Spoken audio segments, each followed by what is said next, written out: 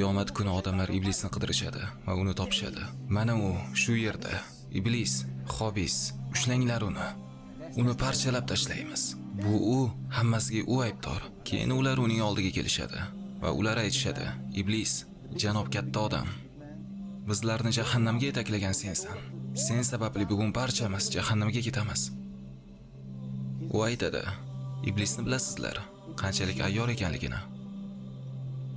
Lekin siz uni qiyomat kunida qanchalik ayyor bo'lishini ko'rasiz." U quyidagilarni aytadi: Innalloha va'adakum va'dal haqqi va va'adtukum fa akhlaftukum. Albatta Alloh sizga haq va'dani qilgan edi.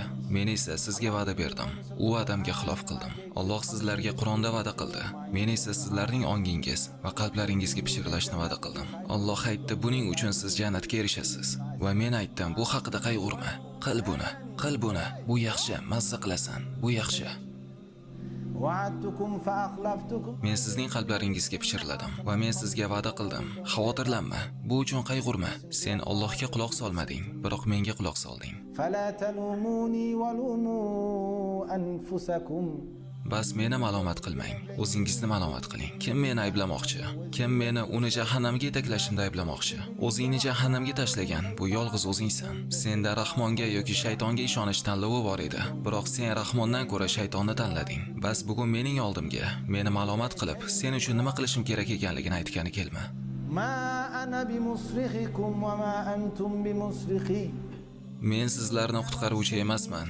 Sizlar ham meni qutqaruvchi emassizlar. Bugun men seni qutqarish uchun kela olmayman. Bugun sen ham meni qutqarish uchun kela olmaysan. Biz ikkimiz shu yerdamiz. Biz ikkimiz shu yerda, jahannamdamiz. Aslida uning shiori nima? Endi biz aka-ukalarmiz. Chunki shayton shuni xohlaydi. U bizni jahannamga u bilan birga tushishimizni xohlaydi.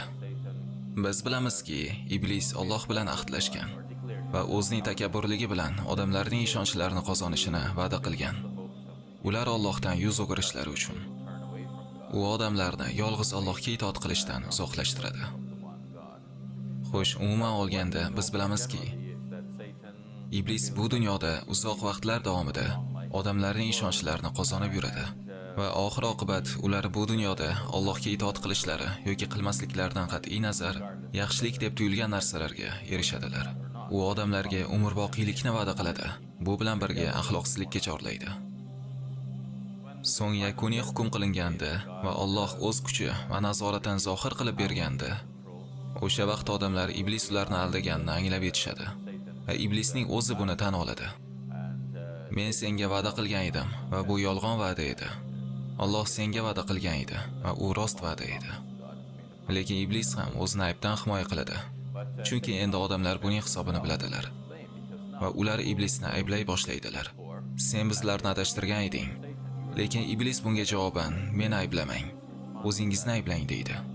Mening ishim faqat sizlarga va'da berishimdan iborat edi va sizlar itoat qildinglar va ergashdinglar. Shunday ekan meni ayblamang, o'zingizni ayblang. Va oxir oqibat agar siz shaytonni ayblasangiz ham, iblis aytadi: "Men sizlarning ko'z yoshlaringizga javob berishga qodir emasman." Yoki sizlar mening ko'z yoshlarimga javob berishga qodir emassizlar. Va albatta adashgan jinoyatchilar uchun alamli azoblar bordir.